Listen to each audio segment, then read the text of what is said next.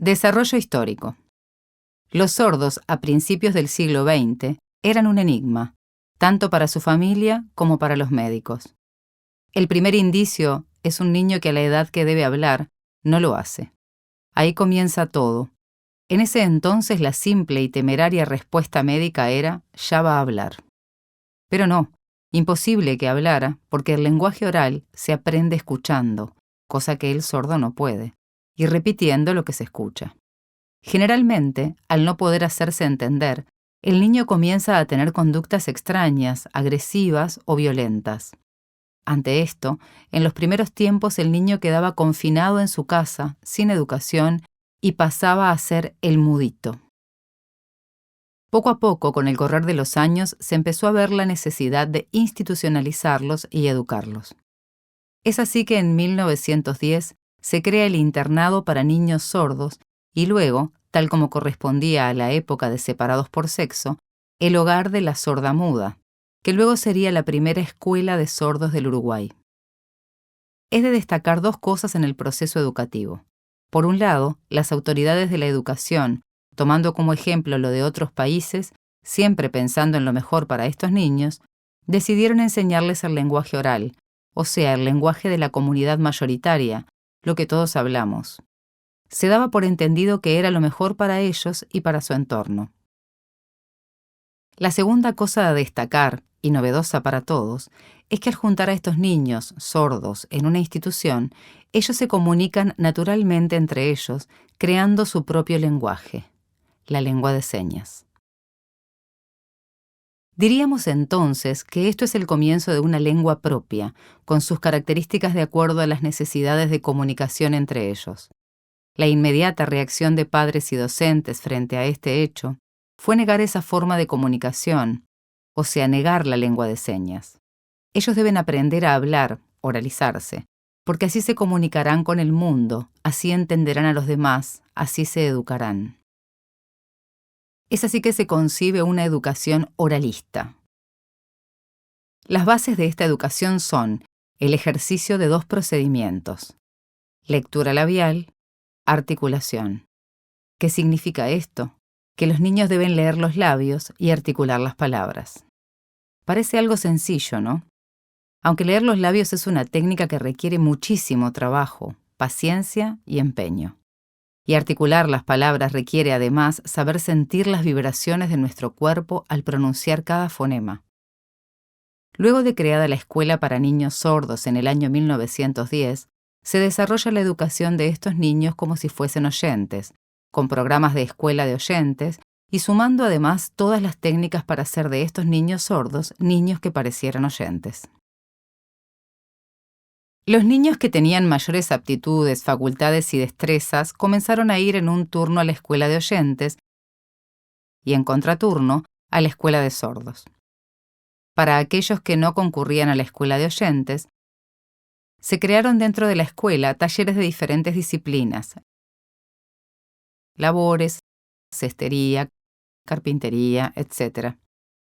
Por otro lado, los padres que negaban de hecho la sordera de sus hijos los llevaban a escuelas de oyentes con apoyo de maestras de sordos en forma particular. De esta forma, estos niños también se oralizaban, aunque a diferencia de los otros, no conocían la lengua de señas. Es así que durante casi todo el siglo XX, la educación de los niños sordos fue una educación absolutamente oralista. En forma paralela, los sordos adultos se nuclearon en la Asociación de Sordos del Uruguay y allí realizaban actividades sociales y educativas en lenguas de señas. En la década de los 80, los lingüistas comenzaron a estudiar la comunicación entre los sordos, haciendo estudios de la lengua de señas junto con la Escuela de Sordos y la Asociación de Sordos. Se realizaron diferentes encuentros entre docentes y la comunidad sorda, además de intercambios con diversas personalidades educativas y escuelas de Argentina.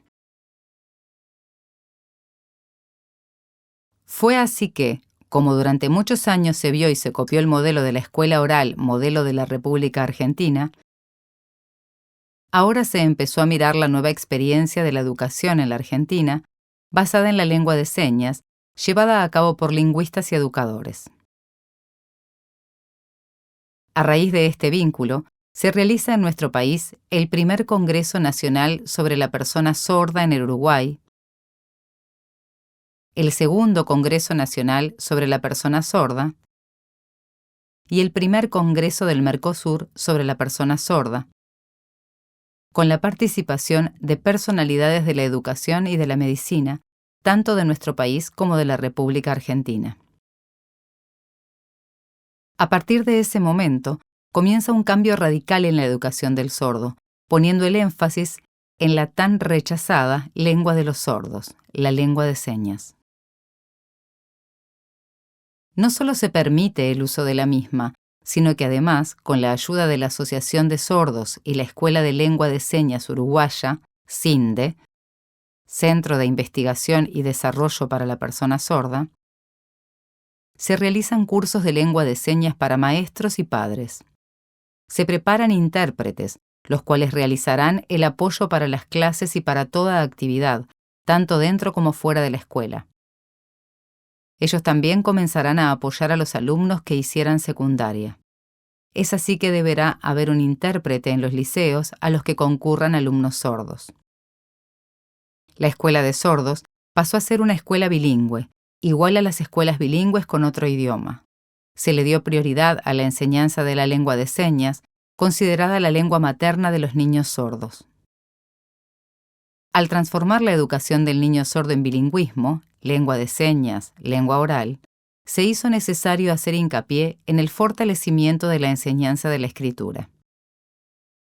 Siendo conocedores de las enormes dificultades que plantea nuestro alumnado para lograr una comunicación a través de la lengua escrita, es que surge en los inicios del año 90, y de acuerdo a los nuevos paradigmas, una nueva propuesta de enseñanza que plantea lengua de señas y lengua escrita, sin que esta última fuera adquirida a través del conocimiento de la lengua oral. Se forman en ese momento dos grupos testigos para llevar adelante esta propuesta. Los nuevos postulados que se incorporan tuvieron un nivel de disociación muy alto con respecto a la realidad existente. Conociendo los crecientes avances de la comunicación a través de los medios informáticos, nos planteamos entonces crear un taller de informática en la escuela para poder acercar a nuestros alumnos al uso de las computadoras que ya eran de uso corriente en la sociedad. El objetivo fundamental era buscar el acercamiento y generar el interés de una forma lúdica para poder utilizar una nueva herramienta que le permitiera acercarse a la lengua escrita a través de su propio interés. Los primeros pasos fueron lentos pero muy estimulantes. Comenzaron a relacionarse con el teclado y a lograr resultados que los llevaron a querer seguir trabajando. Usamos juegos didácticos que relacionaban imágenes y escritura. En otros casos, ellos dibujaban e intentaban poner una palabra, un mensaje o simplemente usar diferentes letras y diferentes tamaños. Esta no fue una tarea fácil, ya que no todos los maestros encontraron que este valioso trabajo estuviera relacionado con su tarea de clase. Con los maestros que trajeron propuestas claras, que usaban no sin alguna dificultad, pero intentando mejorar día a día, pudimos ir creciendo en los logros y la conquista de la escritura. Así fueron tomando más seguridad en el uso de los medios informáticos, estableciendo comunicación a través de correos electrónicos con alumnos de otras escuelas. Crearon presentaciones en PowerPoint, hicieron diferentes presentaciones con gráficas históricas, relacionadas con los lugares donde se desenvolvieron los hechos y su ubicación en el tiempo. Luego surgieron las ceibalitas, que posibilitaron el uso de las mismas durante todo el día. La Asociación de Sordos, a través de CINDE, es la encargada de impartir la lengua de señas. Preparan intérpretes tanto para la educación como para cualquier otra actividad que requiera traducción a lengua de señas. Televisión, congresos, conferencias, cursos, etc. De la misma manera, fueron de a poco siendo incluidos en secundaria y la UDELAR. Los intérpretes en las instituciones educativas traducen las clases de los profesores donde concurren alumnos sordos.